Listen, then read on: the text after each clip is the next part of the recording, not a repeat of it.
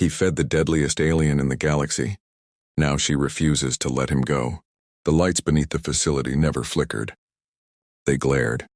Cold fluorescent panels stretched endlessly overhead, washing the underground corridor in sterile white as Carter Reed walked alone through maximum security Wing C. Every step of his boots echoed too loudly against the polished concrete, as if the place itself was listening. The clearance badge clipped to his chest felt heavier than it should have. 3 weeks ago during orientation, Security Chief Voss had pressed that badge into his hand and lowered her voice. Cell 9 is restricted. Not classified, not sensitive. Restricted. Scheduled monitoring only, she'd said. No interaction, no deviations. Then she leaned closer, eyes sharp. And whatever you do, don't look her in the eyes. Carter remembered the pause that followed, the way her jaw tightened. The last guard who did, Voss added quietly, lost 3 fingers before extraction. Cell 9 wasn't on Carter's patrol route, hadn't been since day 1, yet somehow he kept passing it. Inventory checks, perimeter sweeps, equipment verification, each excuse thinner than the last, and each time just a glance, never more, through the reinforced viewing panel. Tonight wasn't on the roster at all. Curiosity pulled him forward like gravity. Inside the cell, the occupant sat motionless in the far corner. She was massive. Even hunched, her shoulders brushed the reinforced furniture, her knees nearly reaching the thickened walls. The chamber had been built oversized, double height, triple thickness, but she made it look like a cage meant for something smaller. 11 feet, Carter estimated. The guards called her many things. The giant, the beast of 9, the untouchable. They never came alone, never holstered weapons.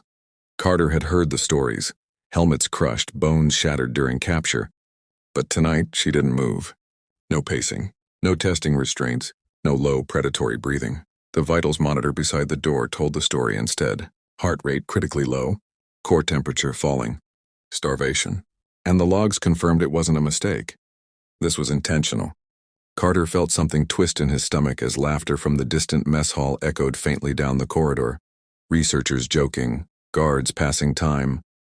They were letting her die. Slowly, Carter looked down the empty hallway, then back at Cell 9. And for the first time since arriving at the facility, he stepped off protocol. Carter doesn't know it yet, but the next decision he makes will turn Cell 9 from a prison into a bond neither species was prepared for. Carter didn't let himself think while walking back toward the mess hall. Thinking led to hesitation. Hesitation led to obedience. The evening shift was thinning out. Most personnel had already eaten, their trays stacked and discarded. Carter filled his with whatever remained. Protein stew of questionable origin, a slab of synthetic bread, a cup of filtered water.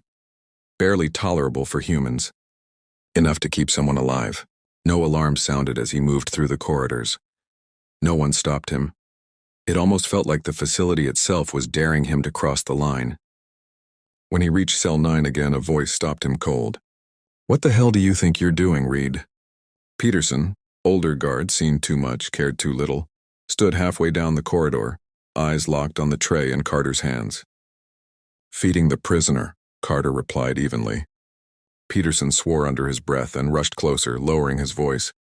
"That thing hasn't eaten in 3 days. It's part of the study." "She's dying." "It's not a she," Peterson snapped. "And if it dies, that's one less problem." He placed a hand on Carter's shoulder. "You're new. Trust me. You don't want to be anywhere near that slot. It'll tear your arm off before you blink." Carter met his eyes.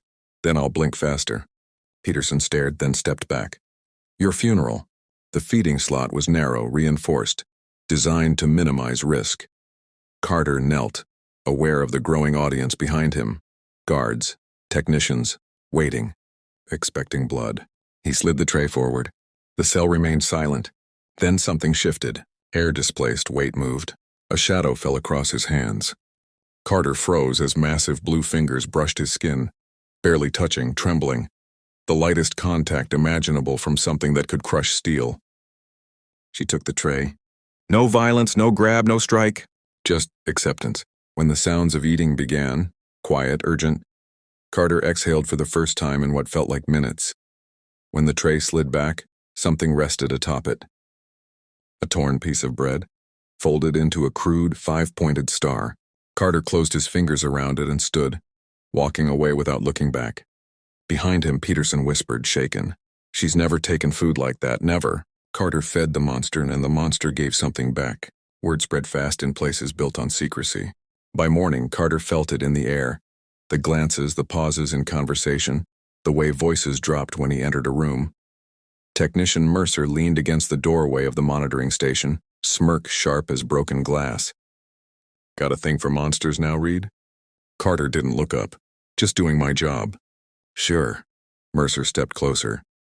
"You know the last guy who got attached? He didn't get reassigned." Carter finally met his gaze. "Thanks for the warning." "She's watching you," Mercer said softly as Carter brushed past. "They pick one, and once they do, they don't let go." That night, Carter returned with more food. And something else. A pen, a button, scrap paper. She was waiting. Closer to the door this time, her massive silhouette filling the viewing panel. The guards kept their distance, uneasy. "She hasn't slept," one muttered. "Just stares at the door." Carter knelt. This time he looked up. Her eyes were amber, deep, luminous, ancient. They didn't burn with rage anymore. They studied him. As he slid the tray through, she mirrored him, kneeling, hands placed exactly as his were. Learning, copying. She didn't eat until he gestured. Then she did, carefully, delicately. The objects he'd brought were arranged behind her later. Patterns, order, meaning. Across the hall, Lieutenant Harlow watched from the shadows, jaw tight. Jealousy burned hotter than fear. The monster was learning humanity. And someone was deciding that had to end. Days passed. Carter's visits became ritual. She protected him now, shifting her massive body between him and others, watching corridors until he arrived. The objects he brought formed patterns that grew more complex. One night he understood. She had made a map. The facility, corridors, checkpoints, cell 9 laid out in scraps and symbols. At the center, 2 markers. Together. At the edge, a warning, a uniform scrap, a watching figure. "Harlow!" Carter's pulse spiked. She knew. That night, laughter echoed down the corridor. 2 guards, Wallace and Diaz, taunting, filming. Carter intervened too late. The door bulged. Metal screamed. She came out like a storm. And when Carter spoke, quiet, steady, she stopped. Chose restraint. Chose him. From the shadows, Harlow clenched his fists. This wasn't over. She chose mercy once. The facility would make sure she never got the chance again. The facility changed overnight. Extra guards, locked checkpoints, red band clearance only. Carter noticed the cameras first, new ones, angled inward instead of out, watching them. Watching him. Harlow didn't bother hiding it anymore. "You've crossed containment protocol," the lieutenant said during briefing, voice calm, eyes sharp. "Your interactions are excessive." "She hasn't harmed anyone," Carter replied. "Not yet." Harlow tapped the display. Footage rolled, her standing between Carter and a guard, her stopping mid-rampage, her obedience. "You've compromised the experiment," Harlow said. "Emotional imprinting." Carter felt it then, not fear. Ownership. "You're going to kill her," Carter said flatly. Harlow smiled. "No, we're going to see what breaks first." That night, Carter returned to Cell 9 with no food tray. Just himself. She sensed it immediately. Her posture shifting, tension rolling through her frame like a storm held back by will alone. "They're planning something," Carter whispered. "I don't know when." Her eyes darkened. She turned, began rearranging the scraps faster now. Symbols sharper, movements urgent. A date, a time, a mark labeled termination chamber. Carter's blood ran cold. She wasn't just mapping the facility anymore. She was planning escape, and she wanted him in it. The monster wasn't waiting to be saved anymore. She was preparing to act. Carter had been a soldier once. Not a hero, not a legend, just a man who knew how systems failed under pressure.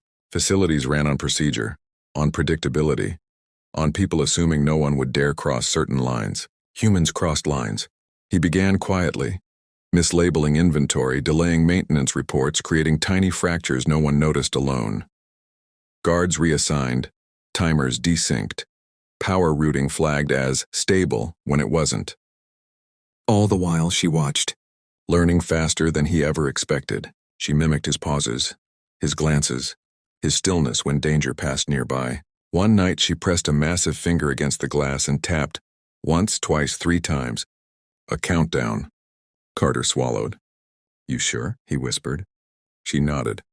The power flickered 2 days later. Alarms howled. Emergency protocols snapped into place exactly as designed. Exactly as Carter had planned. The cell doors unlocked for 6 seconds. That was all she needed. Metal screamed again, but this time not in rage, in precision. She didn't rampage, didn't kill. She moved. Carter ran with her. Together. Humans had built the cage, and humans had just taught the monster how to leave it. They reached the outer corridor amid smoke and screams. Guards lay scattered, some unconscious, some frozen in terror. She stepped over them carefully, deliberately avoiding crushed bodies. Carter noticed. "You don't have to spare them," he said between breaths. She looked at him. "I choose," she said. Her voice was rough, newly formed, painfully human. Then Harlow stepped into their path. Weapon raised, hands shaking. "You're proving my point," Harlow snarled. "You're a weapon." She lowered herself until her eyes were level with his. "No," she said, "I was made one." The corridor trembled as she raised a hand. Carter tensed. She didn't strike. She stepped aside. Let Harlow live. The doors ahead burst open, cold air, stars beyond. Freedom! But alarms screamed louder now. Ships launching, interceptors inbound. They weren't done. They were just beginning. She chose mercy. The galaxy would not return the favor. They didn't get far before the stars turned hostile. The stolen shuttle screamed as it punched through the upper atmosphere, alarms blaring in every language the facility used to intimidate its captives. Carter strapped himself in with shaking hands while she crouched behind him. Too large for the seat, gripping the hull as if she could hold the ship together by will alone. 3 interceptors broke formation from orbit. Military grade, not recovery drones. That was fast, Carter muttered. They didn't just want you contained. She tilted her head, listening not to the radio chatter, but to something deeper. Sensors. Maybe. Patterns. The kind of awareness born from being hunted your entire life. They told others, she said. Carter didn't need clarification. Governments, corporations, anyone who paid. The galaxy had just learned there was a weapon loose that thought for itself. The interceptors opened fire. She reached forward, touching the control panel. Not smashing it. Not panicking, adjusting. The shuttle veered impossibly, skipping through debris fields, using dead satellites as cover. Carter stared. "You flew before?" "No," she said. "But I watched." That answer chilled him more than the gunfire. They escaped into jump space with seconds to spare. Silence followed. And then, data began streaming onto the console. Files she had pulled during the escape. Project histories. Kill counts. Versions of her that never made it out. Carter closed his eyes. They hadn't created a monster. They'd mass-produced corpses until one survived. She wasn't unique. She was the last remaining failure. They hid in the margins of the map. Uncharted systems, broken stations, places no one cared to police. That's where Carter finally asked the question he'd been avoiding. What were you supposed to be used against? She didn't answer immediately. Instead, she projected a star map onto the cockpit glass. Entire regions marked red. Extinct. Collapsed. Silent. Us, she said. Carter frowned. Humans? She nodded. You adapt too fast. You resist control. You turn weapons into tools and tools into ideas. The creators had feared that. So they tried to build something that could outthink, outfight, and outlast humanity. Something loyal. Something obedient. Something not human. Carter laughed bitterly. And instead they made you. She looked at him. They failed. Because she had learned something they didn't account for. Choice. Carter realized then, this wasn't about survival anymore, not just theirs. If the galaxy learned what she really was, they wouldn't stop chasing her. They'd try again. Bigger. Better. Worse. And humans would be caught in the middle. To stop the future, they would have to confront the past. They found the archive world drifting beyond regulated space. A dead civilization's data vault, abandoned but intact. Inside were records older than human expansion. Proof. Experiments like hers, repeated across history. Civilizations trying to manufacture safety and creating extinction instead. Carter understood the choice now. Run forever, or expose everything. You don't owe anyone anything, he said quietly. We can disappear. She stood among the glowing archives, light reflecting off her scarred frame. If I hide, she said, they try again. Her hands clenched. If I speak, they stop. Carter swallowed. They'll come for you. She met his eyes. They already are. She began transmitting. Every file, every failure, every truth. Across every channel humanity could receive. Across every border that thought itself safe. The galaxy wouldn't be able to look. The truth was out. Now the galaxy had to decide what kind of future it wanted. Humanity didn't panic. That unsettled the galaxy more than any declaration of war could have. When the Azuran data finally went public, plague records, genetic intervention logs, extinction falsification, alien governments braced for chaos. They expected outrage, demands, mobilization. Instead, humans rid. Medical researchers cross-referenced the plague data with archived human epidemics. Engineers highlighted the containment failures. Policy analysts flagged the same repeating flaw across every Azuran decision tree. Short-term optimization. The Azurans hadn't failed because they were cruel or incompetent. They had failed because they refused to design for endurance. Human networks lit up. Not with slogans, but with spreadsheets. Evra watched from Jason's ship as Earth's response unfolded. Not speeches, not threats, just requests. Access to raw data. Permission to replicate models. Authorization to test long-term recovery frameworks. Jason listened in silence as a Galactic Council representative finally asked the question everyone else was avoiding. What does humanity intend to do? A human delegate answered calmly. Fix the mistake, then make sure no one has to do this again. That frightened them, because it meant humanity wasn't acting out of guilt or vengeance. They were acting out of habit. Evra realized then what made humans dangerous. They didn't need heroes. They didn't need permission. They just needed a problem that refused to stay broken. Across the galaxy, systems began to shift. Slowly, reluctantly, permanently. Jason powered down the ship's engines. We're done running, he said. Evra nodded, but she didn't feel relief. She felt weight. Because fixing something broken was harder than surviving it. Ending a lie was easy. Living with the truth would take longer. They didn't build monuments. That confused historians for generations. There was no statue for Jason Mercer. No shrine for Evra. No banner marking the moment the Azuran extinction was officially reversed. The work didn't allow for it. Human teams arrived quietly. Medical staff first, then logistics, then infrastructure planners. The cure wasn't distributed like a miracle, it was deployed like maintenance. Slow, careful, boring. Effective. Evra became something the galaxy had never seen before. Not a symbol. Not a ruler. A reference point. Whenever policy drifted toward short-term gain, someone would ask, does this survive 50 years? If the answer was no, it was scrapped. Jason stayed long enough to make sure the systems could run without him.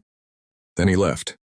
He returned to Earth, fixed engines, paid rent, ignored invitations that used words like historic and unprecedented. Once a reporter asked him if humanity had saved the galaxy. Jason shrugged. No, we just stopped letting it break itself.